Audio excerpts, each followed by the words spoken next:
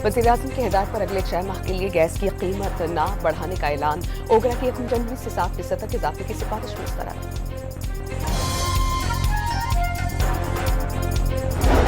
खैबर पख्तूनख्वा में ऑपरेशन की मुखालफत करने वाले बताएं कि हल क्या है। क्या दहशतगर्दों की बैत कर लें? क्या नूर वली को सूबे का वज़ीर आला बनाना है? तर्जुमान पाक फौज का सवाल। सूबे को किसी सूरत दहशतगर्दों के हवाले न करने का पैगाम।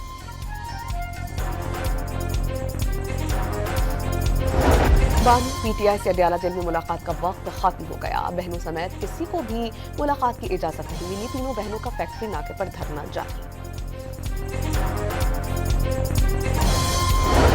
प्राइवेट स्कूल्स एसोसिएशन ने कराची में 9 जनवरी की हड़ताल का फैसला वापस ले लिया। वज़ीर तालीम सिंध के मसाइल की हल की यकीन दहानी।